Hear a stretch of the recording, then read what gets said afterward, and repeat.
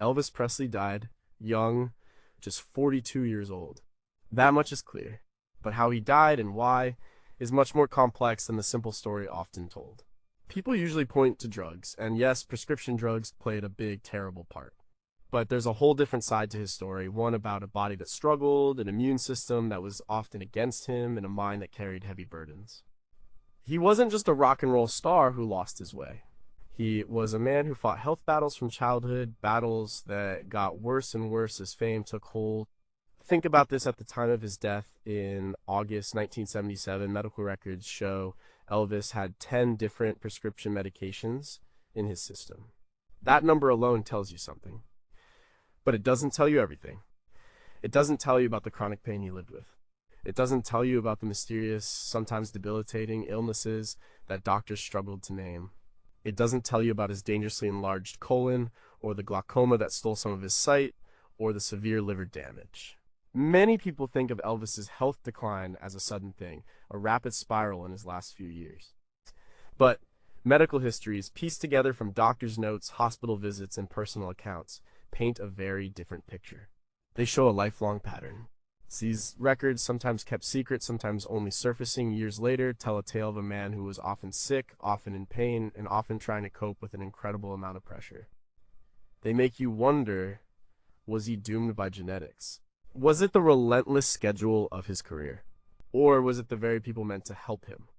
We know his family history included heart disease on his mother, Gladys's side. His father, Vernon, also had heart problems. We know that as early as the 1950s, doctors were giving him stimulants to keep up with his insane schedule. And by the 1960s and 70s, the list of his ailments and the drugs to treat them grew longer and longer. So, what really happened to Elvis? Was he just a victim of addiction, or was he also a victim of his own biology, and perhaps the medical practices of his time? How much did his fame make things worse? And how much do we still not understand about the king of rock and roll's slow, tragic decline? These questions are important, and the answers are often hidden in plain sight, if you know where to look. Number 17 was Elvis always unwell, even as a child. It's easy to think of Elvis Presley's health problems starting later in life, maybe when the pressures of fame really hit, or when the pills started getting out of hand. But if you look closely at his story and at what we know about his early years, it suggests something different. There were signs even then. Not dramatic, life-threatening things perhaps, but enough to make you wonder if his body was always fighting something right from the beginning. Elvis was born on January 8th, 1935, in Tupelo, Mississippi. He was a twin, but his brother, Jesse Garone, was stillborn. That's a huge trauma right there, for his mother Gladys and for him. Being a twin who survives when the other doesn't can sometimes be linked to certain health vulnerabilities, though it's not a direct cause. But it certainly set a tone of fragility around his birth. Gladys, his mother, doted on him fiercely, perhaps even more so because of this loss. And that doting sometimes meant sheltering him, making him perhaps a little less robust than other kids. Well, we don't have detailed medical records from his childhood, of course. Those weren't widely kept for poor families in rural Mississippi back then. But accounts from family members and biographers suggest he wasn't always the strongest child. He was often described as being delicate, sometimes prone to illness. Dr. George Nicopolis, his later doctor who spent years studying Elvis's medical history, spoke about this. Nicopolis was quoted in various publications, including his own book, The King and Dr. Nick, describing how Elvis often talked about feeling sickly even as a kid. One specific theory that has gained traction in recent years relates to his mother's side of the family. There's been research, particularly by people like Dr. Forrest Tennant, a physician who has reviewed Elvis's medical history extensively. Tennant suggested Elvis might have suffered from a genetic condition called alpha-1 antitrypsin deficiency. This is a disorder that can cause lung disease and liver disease. If you have alpha-1, your body doesn't make enough of a certain protein, and that can lead to all sorts of problems. It's not definitively proven that Elvis had this, but the symptoms he displayed later in life, severe liver damage, chronic lung issues, even his vision problems could fit. And it's a genetic condition, meaning it would have been present from birth. Think about it this way. If Elvis had Alpha 1 or something similar, it means his body was compromised from day one. It wouldn't mean he was constantly sick, but it would mean he had an underlying vulnerability. This vulnerability could have been exacerbated by stress, diet, and later, drug use. It suggests a foundation of ill health, rather than a strong, healthy body that was simply destroyed by external factors. His childhood was also marked by poverty, moving around a lot, and often not having access to the best nutrition or health care. These factors alone can weaken a child's health. While he grew into a vibrant, energetic young man, the seed of future problems might have been planted very early on. This isn't about blaming anyone, it's about understanding the complex tapestry of his health. Shocking questions. If Elvis truly had a genetic condition from birth, how much did that predetermine his later struggles, regardless of his lifestyle? Did anyone at any point consider looking at his family's deeper medical history to understand his recurrent symptoms? How many childhood ailments were dismissed as normal when they might have been early indicators of something more serious? Number 16, did the whirlwind of early fame set a dangerous precedent? Elvis became famous incredibly fast. One minute he was a truck driver, the next he was Elvis the Pelvis, a sensation. This rapid ascent to superstardom wasn't just exciting, it was also brutally demanding. And the constant pressure, the lack of sleep, the endless touring, that all started to chip away at his health very early on. In the mid-1950s, after he signed with RCA Victor in 1955 and exploded onto the national scene in 1956, his schedule became insane.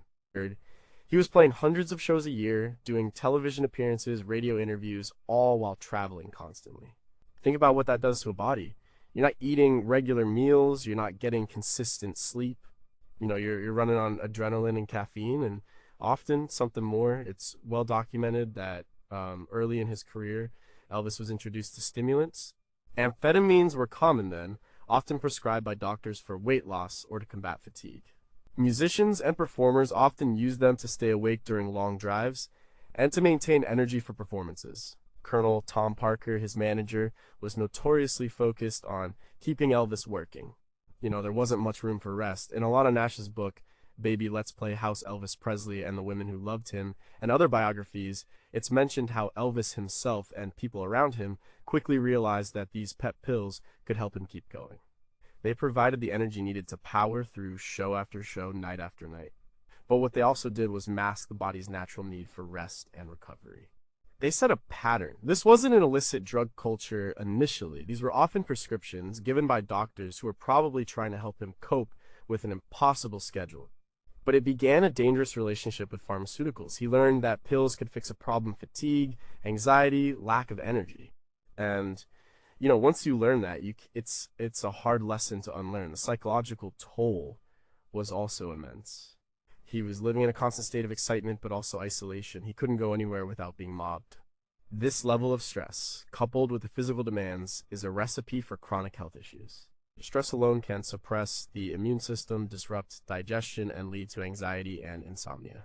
When you add stimulants to the mix, you're creating an artificial high and a subsequent crash, which then needs another pill to counteract. And so the pattern was established, the body was pushed beyond its natural limits, then propped up by medication.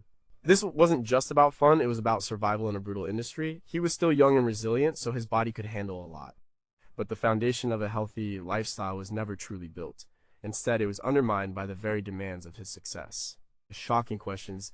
Did any doctors or managers truly consider the long-term health consequences of such a grueling schedule on a young man? How much did the prevailing medical attitudes of the 1950s, where stimulants were often seen as harmless energy boosters, contribute to his early drug use? Would a less demanding management style have allowed Elvis to develop healthier coping mechanisms for fame? Number 15, how did grief and duty combine during his military service? Elvis's draft into the Army in 1958 was a huge event. It took him away from the spotlight at the peak of his career. Many worried it would ruin him, but for his health, it was a mixed bag and also a time of profound personal tragedy that would have lasting effects. He served in Germany, largely away from the public eye. The Army life, with its structure and physical demands, might have offered some respite from the chaotic touring and easy access to pills he had experienced. Biographers like Peter Guralnick, in his definitive Careless Love the Unmaking of Elvis Presley, detail this period. Elvis was generally seen as a good soldier, doing his duty. He wasn't given special treatment when it came to basic training. But while he was in Germany in August 1958, his mother, Gladys Presley, died suddenly from heart failure. She was only 46. This was absolutely devastating for Elvis. Gladys was the anchor of his life, his confidante, the person he loved most in the world. Her death plunged him into a deep depression. He was inconsolable. Grief, especially grief of this magnitude, has a profound impact on physical health. It causes immense stress, it can disrupt sleep, appetite, and can weaken the immune system. For Elvis, already prone to emotional intensity, this loss was a huge blow.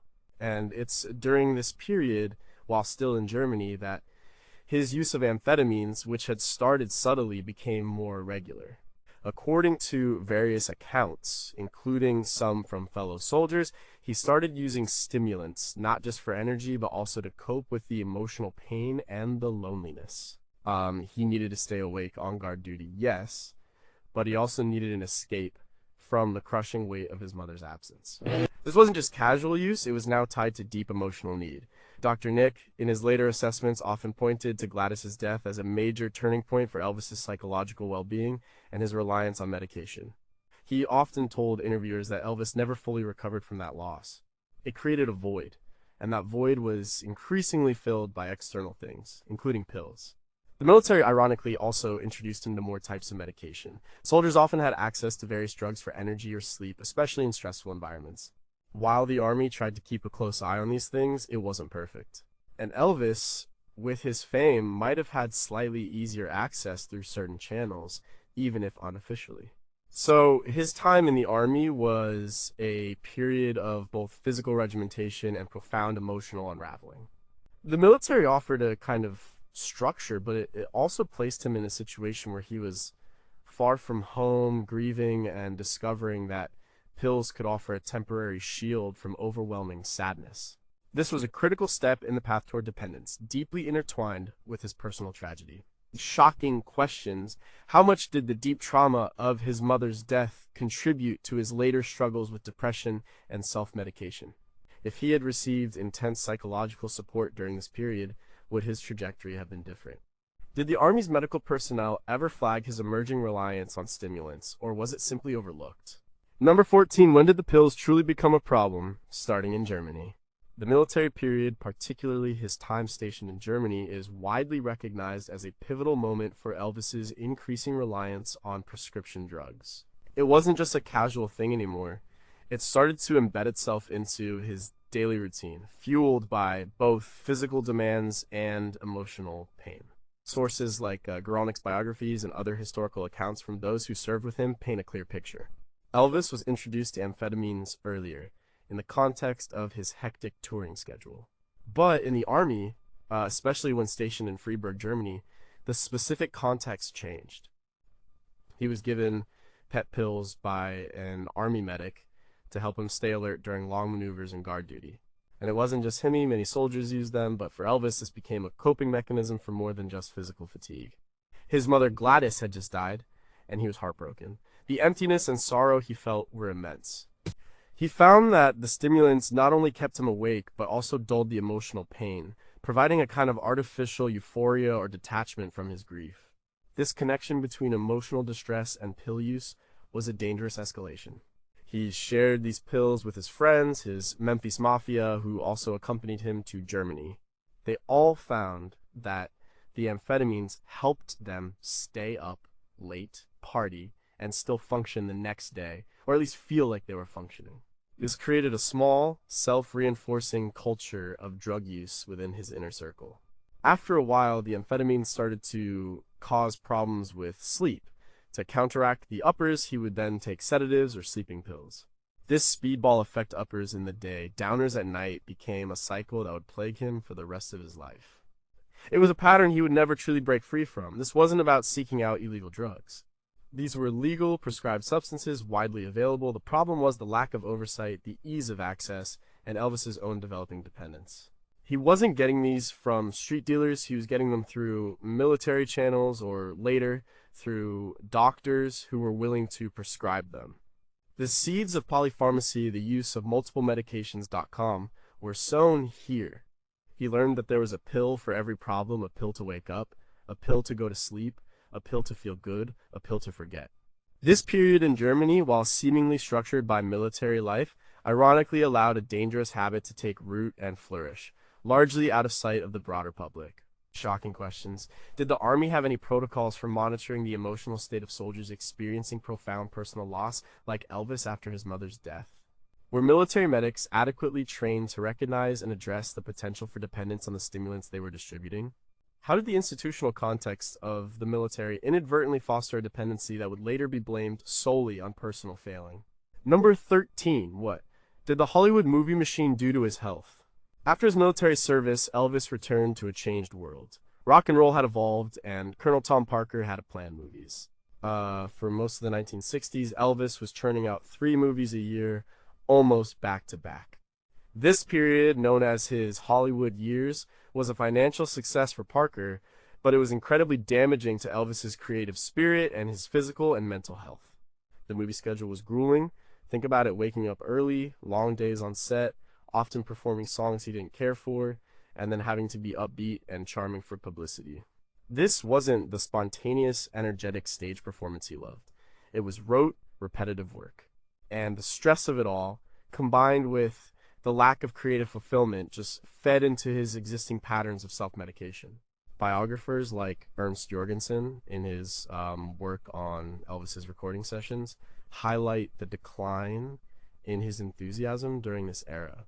He was bored, he felt trapped, and boredom, coupled with immense pressure, can be a potent fuel for destructive habits. He was often surrounded by his Memphis Mafia, but they were also isolated from the real world, living in a bubble of luxury and convenience. His diet during this time also became less structured. On movie sets, catering could be inconsistent, and his preferences for rich, fatty, comfort foods became more pronounced. This, combined with less physical activity than his performing days, contributed to weight fluctuations. He wasn't dramatically overweight yet, but the foundation for later struggles with his weight was being laid. The sleep cycle was a mess. Filming often meant irregular hours. To stay awake during the day, he'd take uppers. To fall asleep at night, he'd take downers. This continuous cycle put enormous strain on his body's natural rhythms. His circadian rhythm was constantly disrupted. This chronic sleep deprivation, even if chemically masked, has serious long-term health consequences affecting metabolism, mood, and immune function.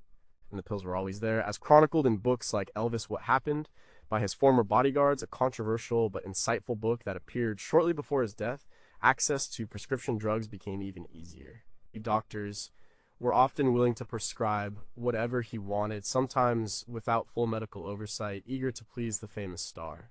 This wasn't about seeking out shady street drugs. It was about physicians enabling a habit, often under the guise of treating specific symptoms. So, Hollywood, with all its glamour, became another trap. It might have saved his career in the eyes of Colonel Parker, but it slowly eroded Elvis's health, turning his body into a battleground of stimulants and sedatives, and leaving him emotionally hollow. The very machine that made him famous was now making him sick. Shocking questions. How much pressure did studio doctors face to keep Elvis functional for filming, possibly leading to overprescription? Did anyone within his inner circle recognize the early signs of physical and emotional burnout caused by the movie treadmill? If Elvis had been allowed more creative control or breaks during this period, would his reliance on medication have been less pronounced? Number 12. How did the stage lights of Vegas hide his deepening pain? When Elvis returned to live performing in 1969, starting with his iconic Las Vegas residencies, it was a triumphant comeback. You know, he was electric, charismatic, and seemed to have recaptured his spark, but underneath the sequin jumpsuits and the powerful voice, his health was quietly, steadily deteriorating. The Vegas grind, in many ways, accelerated his decline. Las Vegas was a different kind of pressure than Hollywood. It was live, every night, sometimes 2 shows a night for weeks on end. The physical demands were immense. He was singing, dancing, karate, chopping the air. This kind of exertion, coupled with his already irregular lifestyle, placed incredible stress on his heart and body. And the pills by this point were a constant companion. Dr. George Nicopolis, or Dr. Nick, officially became his personal physician in 1970, though he had been treating Elvis since the late 1960s. Dr. Nick's presence marked a significant escalation in the availability of prescription drugs. According to various investigative reports and later court proceedings, Nicopolis prescribed thousands upon thousands of pills to Elvis over the years, a truly astonishing number. For instance, a report by the Tennessee Board of Medical Examiners in the early 1980s, which stripped Nicopolis of his medical license temporarily, detailed the staggering quantities of drugs prescribed. Elvis was often taking multiple types of medications simultaneously. Uppers like Dexamyl or Desbutyl to get through the performances. Downers like Placidol or Seconal to sleep afterwards, painkillers for the aches and pains from the shows, and other medications for digestive issues, eye problems, glaucoma, and migraines. This cocktail of drugs was a constant strain on his liver and kidneys. His diet in Vegas was also legendary for its unhealthiness. He loved rich, high-fat, high-sugar foods. Fried peanut butter and banana sandwiches became a symbol of his indulgence. This poor nutrition, combined with the drug regimen, made him prone to weight gain and further digestive problems, including severe chronic constipation, which would become a major issue. The schedule also meant he was often nocturnal. He would perform late into the night, then unwind, often with friends and more pills, and sleep during the day. This completely inverted his natural body clock, which has significant long-term health consequences, affecting everything from hormone regulation to mental health. The people around him, the Memphis Mafia, were largely focused on keeping him happy and productive. Few, if any, challenged his medication habits. Dr. Nick defended his prescriptions by saying he was trying to control Elvis's drug use by giving him clean drugs rather than having him seek them out illicitly. But the sheer volume prescribed paints a different picture, so the bright lights of the Vegas stage, while showcasing his talent, also served as a backdrop for a deepening health crisis. The demands, the diet, and the increasingly complex drug regimen were slowly, relentlessly, pushing his body to its breaking point. The pain was real, both physical and emotional, and the pills offered a temporary, but ultimately destructive, solution. Shocking questions. How much responsibility do the management and venue owners bear for pushing a performer into such a relentless and unhealthy schedule? Did other physicians ever consult on Elvis's case and raise concerns about the polypharmacy he was undergoing?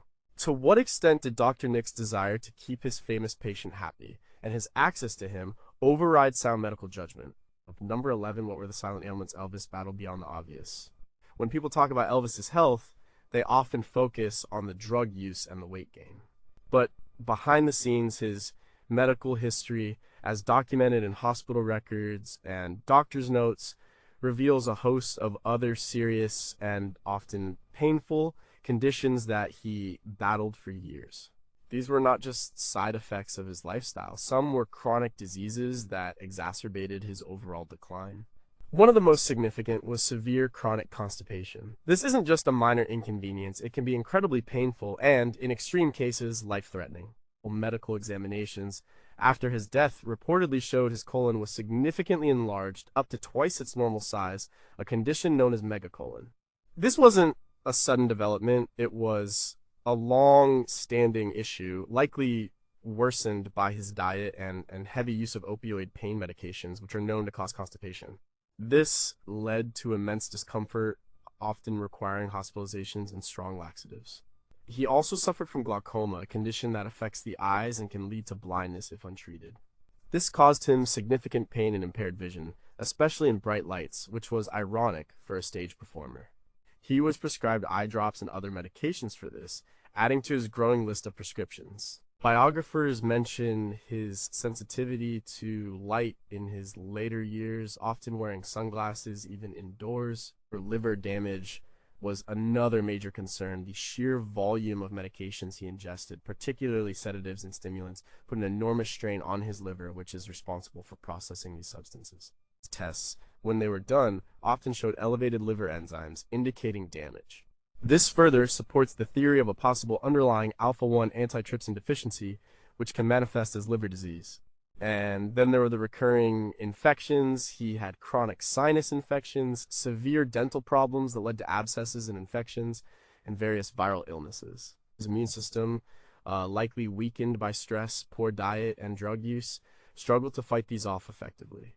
These infections would often flare up, causing fever, pain, and requiring more antibiotics, further adding to his pharmaceutical load. He also had issues with high blood pressure, another common consequence of stress, poor diet, and stimulant use. And by the time of his death, he was also experiencing significant heart issues, including an enlarged heart, which the autopsy confirmed. This was a direct link to his family history, but also greatly aggravated by his lifestyle and drug use. These were not trivial ailments. These were serious medical conditions that would be challenging for anyone to manage, let alone someone living under the intense scrutiny and pressure that Elvis faced. They contributed significantly to his physical pain, which, in turn, often led him to seek more pain relief, fueling the cycle of dependence. These silent ailments tell a story of a body under siege from multiple fronts, not just from drugs, but from chronic disease processes. Shocking questions. Did doctors adequately investigate the underlying causes of his chronic constipation, or was it primarily managed symptomatically with powerful laxatives? How much did his glaucoma contribute to his reclusiveness in later years, and was it linked to other systemic issues? Given the clear signs of liver damage, why wasn't a more aggressive intervention pursued to reduce his medication load earlier? Number 10. Who was really in charge of Elvis's health, Dr. Nick, or the king himself? The relationship between Elvis Presley and his personal physician, Dr. George Nichopoulos, famously known as Dr. Nick, is one of the most controversial aspects of his health story. It raises profound questions about medical ethics, patient autonomy, and the unique pressures faced by doctors treating celebrities. Dr. Nick became Elvis's primary physician in 1970, though he had been seeing him on and off since 1967. Over the next 7 years, he was virtually a constant presence in Elvis's life, traveling with him, living at Graceland, and being available 24/7. He prescribed an astronomical number of drugs to Elvis. While exact figures vary, depending on the source and period, state medical board investigations later confirmed thousands of doses of various controlled substances. For example, the Tennessee Board of Medical Examiners found that in the last 20 months of Elvis's life, Dr. Nick prescribed over 10,000 doses of sedatives, amphetamines, and narcotics. Dr. Nick always maintained that he was trying to help Elvis, not harm him. His defense was that Elvis was already addicted when he started treating him, and if he didn't provide the drugs, Elvis would simply get them from other doctors, or worse, illicitly on the street. He claimed he was trying to contain Elvis's drug problem by providing what he considered to be clean medications under some medical supervision, and even trying to substitute placebos at times. This perspective is detailed in his own book, The King and Dr. Nick. But critics, including many medical professionals and later state authorities, argued that Dr. Nick crossed ethical lines. The sheer volume of prescriptions, the lack of thorough record-keeping for such potent substances, and the apparent failure to effectively treat Elvis's addiction are all major points of contention. They argued that by consistently providing the drugs Dr. Nick enabled, rather than treated Elvis's dependence. The reality is likely complex. Elvis was a challenging patient. He was powerful, famous, and accustomed to getting his way. He often demanded specific medications, and it was hard for anyone, including doctors, to say no to him. He was known to manipulate doctors, and sometimes even forge prescriptions or send his entourage to collect multiple prescriptions from different pharmacies and doctors to circumvent limits. But Dr. Nick was also the primary gatekeeper. He had the most direct medical responsibility. Who was in charge? It's difficult to say definitively. Elvis himself wielded immense influence due to his fame and personality. He often pushed boundaries, but a doctor has a professional and ethical duty to prioritize the patient's health above all else, even if it means challenging the patient. The fact that Elvis's health spiraled downwards so dramatically under Dr. Nick's care, despite his constant presence, is a damning piece of evidence for many. The situation was a tragic confluence of a powerful celebrity, a doctor who became deeply embedded in his life, and a medical culture that, in the 1970s, had different standards for prescription practices than today. They left the question open. Was Dr. Nick a misguided healer or an enabler who ultimately contributed to Elvis's death? Shocking questions. If Dr. Nick truly believed Elvis was addicted, why wasn't a more aggressive and overt addiction treatment plan implemented rather than continuing to supply the drugs? Did the Hippocratic Oath become secondary to the demands of a superstar patient and the perks of being his physician? What role did the rest of Elvis's inner circle play in either encouraging or enabling Dr. Nick's prescribing habits? Number 9, was Dr. Nick a helper or a harm doer in Elvis's decline? The controversy surrounding Dr. George Nicopolis, Elvis's primary physician in his final years, is central to understanding Elvis's health struggles. It's not a simple case of good or bad, but a complex web of medical practice, personal relationships, and the unique pressures of celebrity. On one hand, Dr. Nick presented himself as Elvis's protector, someone who was trying to manage his severe drug problem. He claimed that Elvis was already addicted when he started treating him, and that if he didn't give Elvis the drugs, Elvis would simply find them elsewhere, often from less reputable sources or by manipulating multiple doctors. He argued his strategy was harm reduction, ensuring Elvis received clean pharmaceutical drugs rather than street drugs, and that he could monitor the dosages. He even stated in interviews in his book, The King and Dr. Nick, that he occasionally used placebos to try and wean Elvis off some medications. But the sheer volume of drugs prescribed by Dr. Nick is undeniable and remains a staggering fact. The Tennessee Board of Medical Examiners, during their investigation in the early 1980s, noted that between January 1975 and August 1977, the time of Elvis's death, Dr. Nick prescribed over 10,000 doses of amphetamines, sedatives, and narcotics to Elvis. This figure itself raises serious questions about responsible medical practice. Critics argue that regardless of Elvis's addiction, a doctor's role is to treat, not to enable, and that such massive quantities of powerful drugs could only lead to further dependence and physical harm. Consider the medical standards of the time. Yes, they were different. Doctors had more latitude in prescribing. But even then, the quantities prescribed to Elvis were considered excessive by many medical professionals. Dr. Nick's license was temporarily suspended in 1981 and then permanently revoked in 1995 due to his prescribing practices, though, not specifically because of Elvis's case, but due to similar patterns with other patients. There's also the question of Dr. Nick's close relationship with Elvis. He was more than a doctor. He was a friend, a confidant, part of the inner circle. This blurred line can compromise professional judgment. It's difficult to maintain objective medical distance when you're living with the patient, traveling with them, and perhaps enjoying the perks of their celebrity. The official cause of Elvis's death was cardiac arrest, but the presence of so many prescription drugs in his system at the time, some at toxic levels, strongly indicates that these medications played a significant contributing role. Dr. Nick's defense was that he was just playing along to keep Elvis from dying, but the outcome suggests a different reality. So, was he a helper or a harm doer? It's clear he genuinely cared for Elvis on a personal level. He was there for him, tried to get him into hospitals, and apparently tried various strategies. But his medical approach, characterized by massive overprescription, ultimately failed to stem Elvis's decline and very likely accelerated it.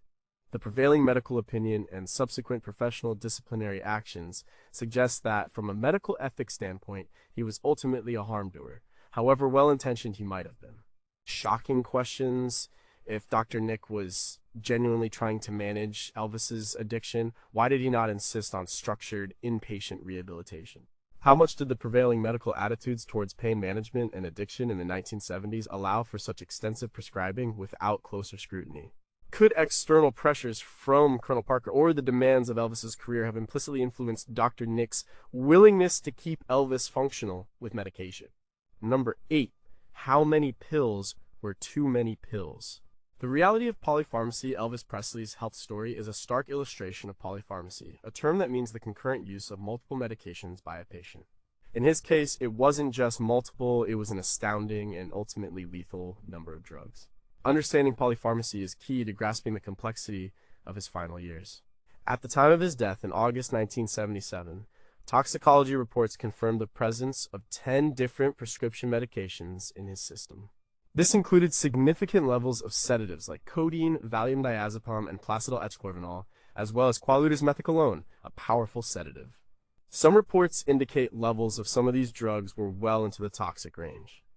This isn't just about addiction in the typical sense, it's about the overwhelming burden placed on his body by such a complex chemical cocktail. Think about what happens when you mix several powerful drugs. Each drug has its own effects, but when combined, they can interact in unpredictable and dangerous ways. Sedatives, for example, can potentiate each other, meaning their combined effect is much stronger than the sum of their individual effects. This can lead to severe respiratory depression, slow heart rate, and ultimately, cardiac arrest.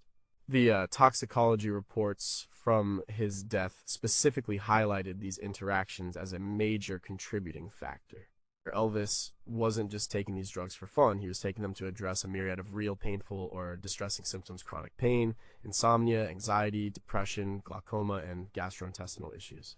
But for every problem, there seemed to be a pill, and for every side effect of one pill, another pill was prescribed to counteract it.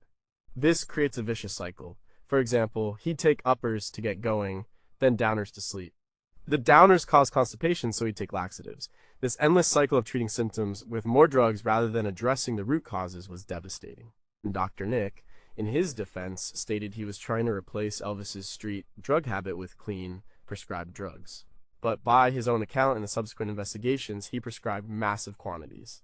The sheer volume meant Elvis often had thousands of pills stockpiled at Graceland and in his travel bags. This level of access meant he could self-regulate his intake, often taking more than prescribed or mixing different drugs without medical supervision. The lack of coordination among different prescribing doctors, even though Dr. Nick was primary, Elvis sometimes saw others also contributed to the problem.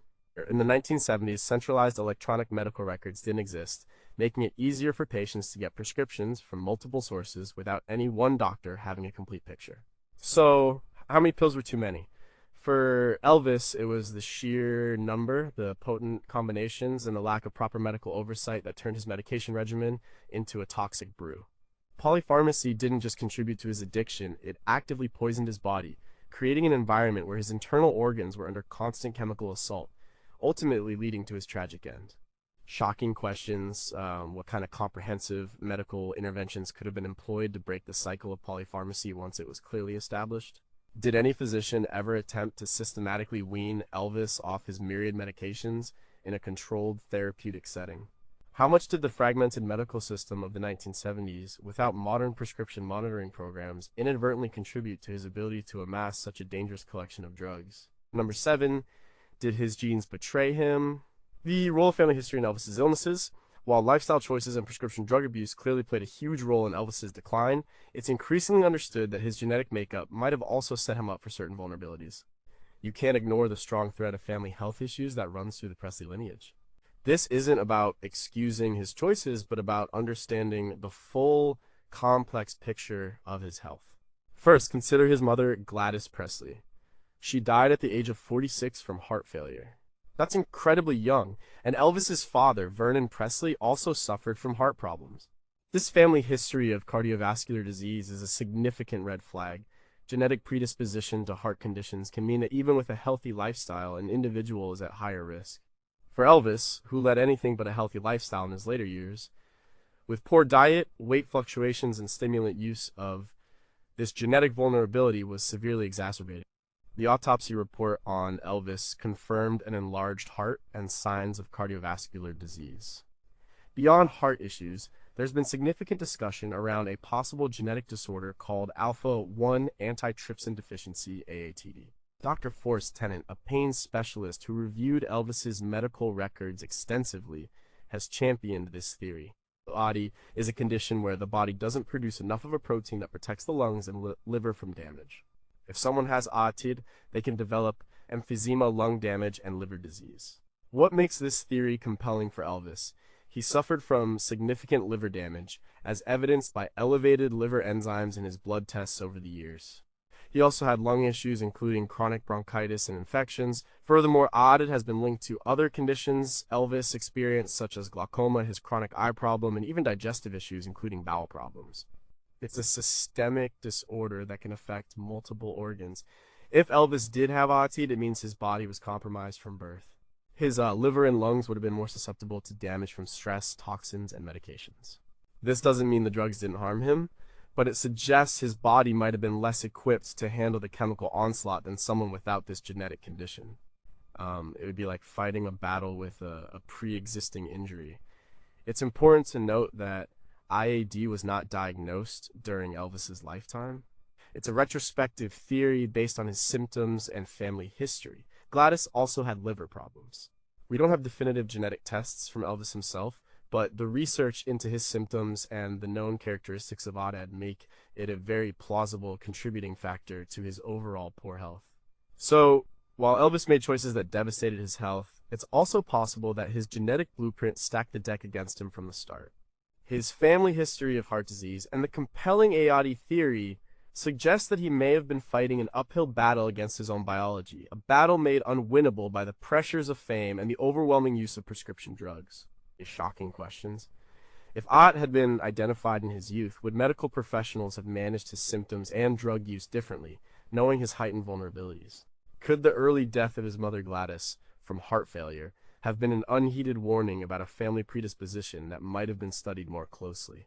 How many of Elvis's mystery ailments could be explained by a single underlying genetic condition that remained undiagnosed? Number 6, were there deeper, undiagnosed conditions like lupus or Crohn's?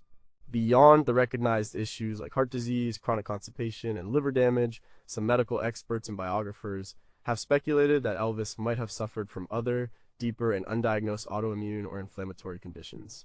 These theories attempt to explain the myriad of seemingly unrelated symptoms he experienced throughout his life, suggesting a systemic breakdown rather than just isolated problems. One prominent theory often discussed in medical analyses of his case points to the possibility of an autoimmune disease, such as lupus or a similar connective tissue disorder. Autoimmune diseases occur when the body's immune system mistakenly attacks its own healthy tissues. The symptoms can be wide-ranging and often confusing, affecting multiple organs. Consider some of Elvis's chronic complaints: fatigue. He often complained of extreme tiredness, which wasn't always explained by lack of sleep. Dr. Nick, in his accounts, sometimes mentioned feeling that Elvis had an autoimmune problem, though he couldn't pinpoint it. The very fact that Elvis's body seemed to be consistently fighting something, from chronic infections to organ damage, lends weight to these ideas. When the immune system is in overdrive or dysregulated, it can manifest in many ways. For instance, Crohn's disease, an inflammatory bowel disease, can cause severe abdominal pain, chronic diarrhea or constipation, weight loss, and fatigue. It can also lead to joint pain, skin problems, and eye inflammation symptoms that align with some of Elvis's documented issues. If he had such a condition, the stress of his life and the medications he took could have significantly exacerbated it. Another possibility sometimes mentioned is fibromyalgia, a chronic condition characterized by widespread pain, fatigue, sleep problems, and mood issues.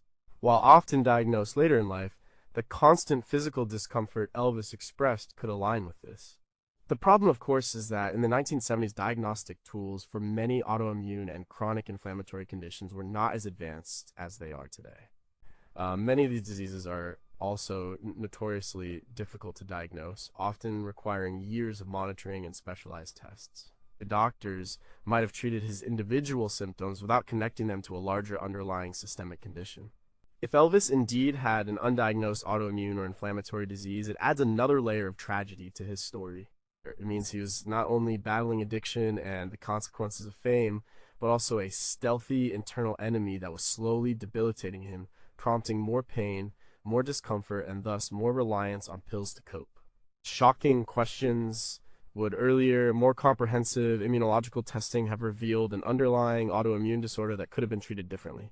How much did the constant battle against these potential hidden conditions contribute to his mental health struggles and paranoia?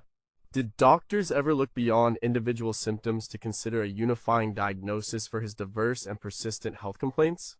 Number 5. What was happening inside his head?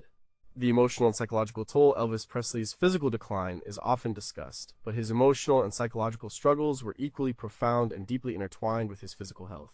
The pressures of fame, isolation, grief, and drug use created a turbulent inner world that contributed significantly to his overall deterioration. From his childhood, Elvis was sensitive and intensely connected to his mother, and her death in 1958 was a blow he never truly recovered from. Biographers like Peter Goralnik detail how this loss plunged him into a deep depression, an emotional void he often tried to fill with various things, including food and, increasingly, drugs. Grief, especially when unprocessed, can manifest as chronic sadness, anxiety, and a feeling of aimlessness. The isolation of superstardom was another major factor. Elvis lived in a gilded cage. He couldn't go out freely, couldn't have normal relationships, and was constantly surrounded by people who relied on him. This isolation, combined with his natural shyness, despite his stage persona, led to loneliness and a profound sense of detachment. This is a common theme among celebrities, but for Elvis, it seemed particularly acute. Then there was the creative frustration during his Hollywood years. He hated making most of those movies. He felt his talent was being wasted, that he was becoming a joke. This kind of professional disillusionment can lead to deep depression and a sense of futility. He was making millions, but he wasn't happy. As his drug use escalated, so did his mental health issues. Prescription drug abuse, particularly of sedatives and stimulants, can severely disrupt brain chemistry, leading to or worsening depression, anxiety, mood swings, and paranoia.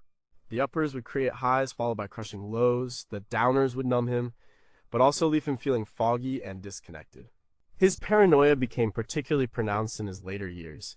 He was convinced people were out to get him, that his enemies were everywhere. This wasn't entirely unfounded. He had received death threats, and the world of celebrity is full of opportunists.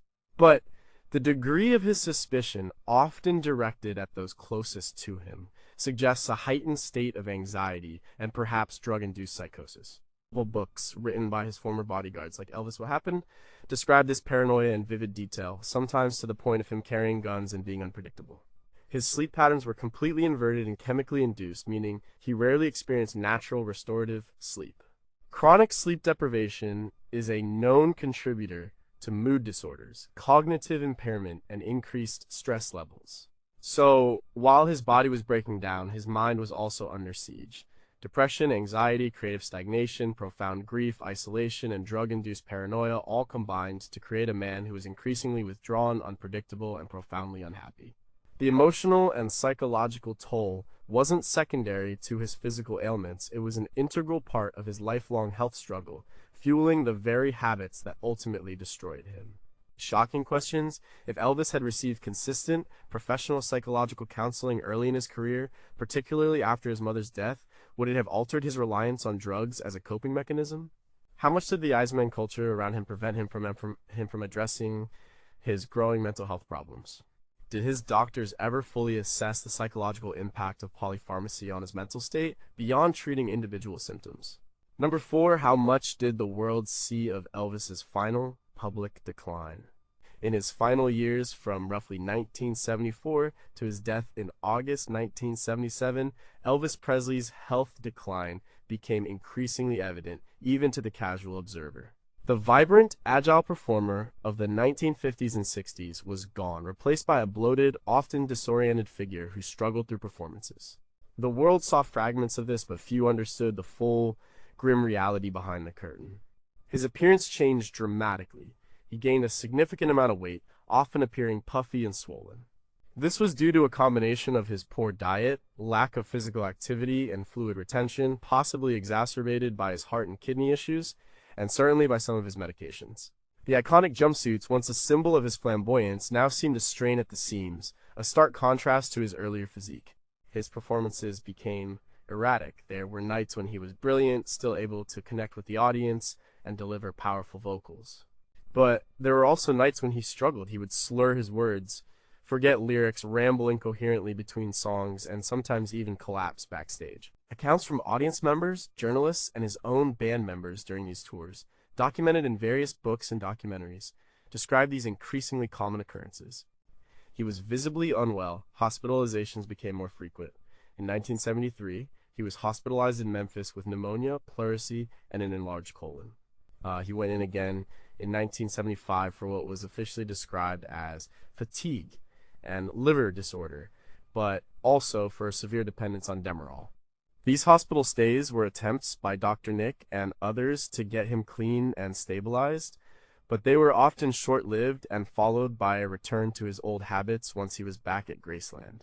The medical records from these hospitalizations show a man with multiple escalating health problems far beyond just drug abuse. His inner circle was deeply concerned. While they continued to enable him to some extent, many of them expressed profound worry.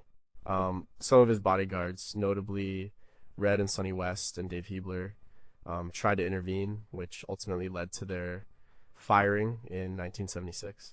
Their tell-all book, Elvis What Happened, published just weeks before his death, detailed his heavy drug use and bizarre behavior, offering the public a shocking glimpse into his private hell.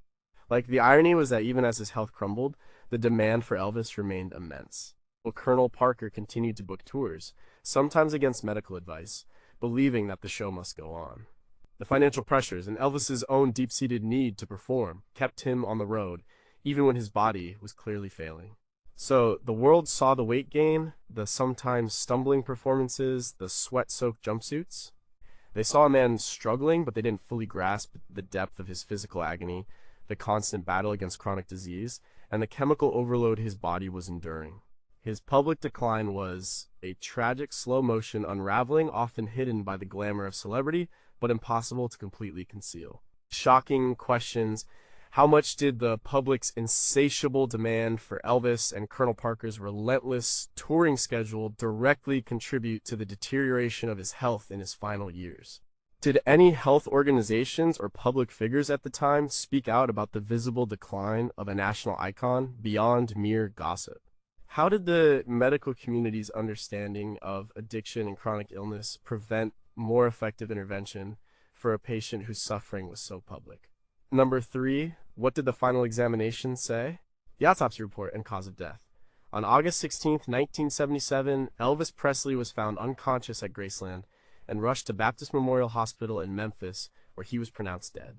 The initial official cause of death was declared as cardiac arrest. This simple statement, however, masked a much more complicated reality, one that the subsequent autopsy and toxicology reports slowly began to unravel. The autopsy, performed that same day, confirmed several significant findings. His heart was indeed enlarged, a condition known as cardiomegaly. This is consistent with his family history of heart disease and the immense strain placed on his cardiovascular system over years of stimulant use, poor diet, and weight fluctuations. His coronary arteries showed some plaque buildup, though not severe enough to be the primary cause of death on its own. Crucially, the toxicology report, which analyzed the substances in his body, painted a grim picture. It confirmed the presence of 10 different prescription drugs in his system. These included high levels of codeine, an opioid painkiller, Valium diazepam, an anti-anxiety drug, Quaaludes methaqualone, a powerful sedative, and Placidol ethchlorvinol, another sedative. The levels of some of these drugs, particularly codeine and Placidol, were found to be significantly elevated, nearing or entering the toxic range. The combination of these drugs, especially central nervous system depressants, would have synergistically depressed his respiratory system. This means their combined effect was far greater and more dangerous than any one drug alone. It could have led to slowed breathing, decreased heart rate, and ultimately a cessation of both. The initial press conference by his physician, Dr. Nick, focused on the cardiac arrest and downplayed the drug aspect, perhaps to protect Elvis's image and legacy. However, a later investigation by the Tennessee Board of Medical Examiners and testimony from the pathologist who conducted the autopsy, Dr. Jerry Francisco, clarified the understanding. While the immediate cause was an acute cardiac event, the presence and interaction of the prescription drugs were clearly identified as major contributing factors. It was polypharmacy and the resulting drug interactions that likely triggered the fatal cardiac arrhythmia. Furthermore, the autopsy revealed other long-standing health issues. His liver was enlarged, consistent with years of drug metabolism and potential underlying conditions. His colon was significantly enlarged, confirming the chronic constipation he had battled. While these were not the direct cause of death, they showed a body that was severely compromised and under immense stress from multiple ailments. So the cardiac arrest was the final mechanism, but it was set into motion by a lifetime of health struggles, intensified by relentless demands, a poor diet, genetic predispositions, and critically, the staggering cocktail of prescription drugs that overwhelmed his system. The final examination revealed not just a drug overdose, but a system-wide failure, orchestrated by years of internal and external pressures. Shocking questions. Why was the initial public announcement of his cause of death so vague about the role of prescription drugs, potentially misleading millions? Did the medical community at the time fully grasp the dangers of polypharmacy and drug interactions to the extent we do today? How much did the desire to protect Elvis's image, even after death, influence the initial communication about the true nature of his demise? Number 2, was it more than just the pills? Re-evaluating the narrative. For decades, the standard narrative around Elvis Presley's death has been straightforward drug overdose. And yes, prescription drug abuse was a massive factor, but to simply reduce his complex health saga to just the pills is to miss a much larger, more tragic story. A re-evaluation of his medical histories suggests a man battling multiple severe and sometimes undiagnosed physical ailments that were profoundly intertwined with his drug use. Think about the conditions we've discussed: genetics, a strong family history of heart disease, and the compelling theory of alpha-1 antitrypsin deficiency suggest a body predisposed to certain weaknesses. This isn't about blaming genes, but understanding vulnerability. Chronic pain. From severe, debilitating constipation, megacolon to glaucoma, dental issues, and general aches, Elvis lived in constant physical discomfort. This pain wasn't imagined, it was real. And chronic pain is a major driver for seeking relief, often through medication. These ailments weren't just side effects of drug use. Many predated or independently exacerbated his reliance on medication. For example, he didn't develop megacolon because of drugs. It was a long-standing issue, likely made worse by opioids, but it was there regardless. His glaucoma was a distinct medical condition requiring its own treatments. His enlarged heart was a family trait. So, when he took pills, he wasn't always just seeking a high. He was often seeking relief from very real, debilitating pain and discomfort. The problem was that the medications, especially in the quantities and combinations he was taking, created new problems and worsened existing ones. They masked the symptoms while accelerating the underlying damage. It became a vicious cycle. Pain led to pills. Pills led to side effects and more pain, which led to more pills. The narrative of addict often oversimplifies the human suffering involved. It removes the context of his physical ailments, the pressures he faced, and the medical environment that enabled his access to such vast quantities of drugs. His death was a cardiac arrest? Yes, but it was a cardiac arrest in a body ravaged by a lifetime of chronic illness, genetic predispositions, and a massive chemical overload. It was a perfect storm of biological vulnerability, environmental stress, and medical mismanagement. To understand Elvis's decline, we need to move beyond the simplistic drug overdose label and recognize the confluence of factors that truly led to his early death. It was a testament to his incredible strength that he lasted as long as he did, given the cards he was dealt, both genetically and environmentally. His story is a poignant reminder that health is rarely just one thing. It's a complex interplay of body, mind, and circumstance. Shocking questions: if his chronic physical ailments had been diagnosed and treated more effectively without heavy reliance on symptom-masking drugs, would his trajectory have been drastically different? How much did the stigma associated with addiction prevent a full and honest discussion of his multifaceted health problems during his lifetime? What lessons can modern medicine learn from Elvis's case about treating complex patients with co-occurring physical pain, mental health issues, and substance dependence? Number 1. What does Elvis teach us about health, fame, and responsibility? Elvis Presley's life and death offer a chilling yet incredibly informative case study on the destructive power of unchecked fame, the complexities of chronic illness, and the ethical responsibilities of medical care. His story isn't just a celebrity tragedy, it's a profound lesson that resonates even today. First, his life highlights the immense, almost inhuman pressures of superstardom. From the moment he became famous, Elvis's body and mind were put under extreme duress.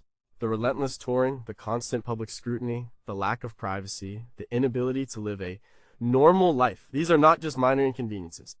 They are significant stressors that can break down a person's physical and mental health.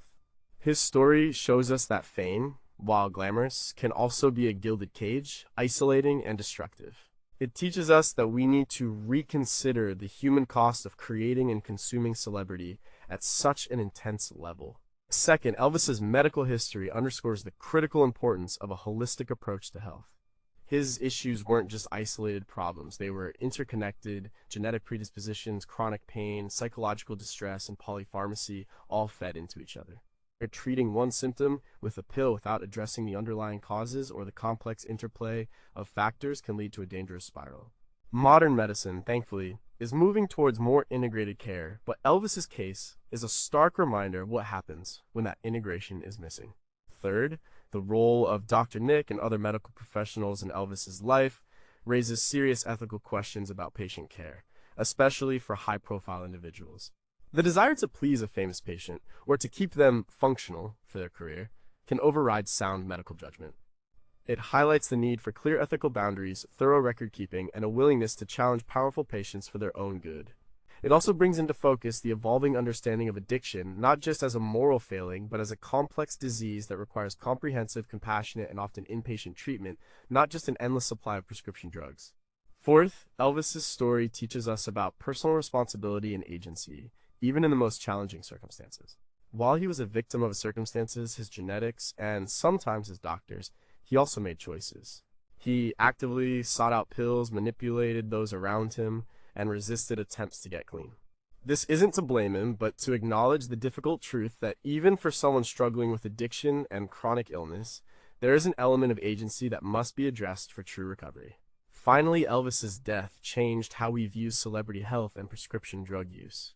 It became a cautionary tale, prompting greater scrutiny of doctors who overprescribe and raising awareness about the dangers of polypharmacy. While the specifics of his case are unique, the broader lessons about health vulnerabilities, the pressures of fame, and medical ethics remain profoundly relevant. His life, which brought so much joy and revolutionary change to the world, ended in a private tragedy fueled by public demand and personal struggles. And in looking at those 17 medical histories, those fragments of pain and struggle, we gain not just a deeper understanding of Elvis, but perhaps a clearer vision of ourselves and the complex world we inhabit. Shocking questions: what societal mechanisms can be put in place to better protect celebrities from the extreme pressures that contributed to Elvis's decline? How much responsibility does the media bear for perpetuating a narrative that might have simplified his health struggles, thus missing broader public health lessons? In what ways does Elvis's story continue to influence modern medical ethics concerning addiction treatment and celebrity patient care?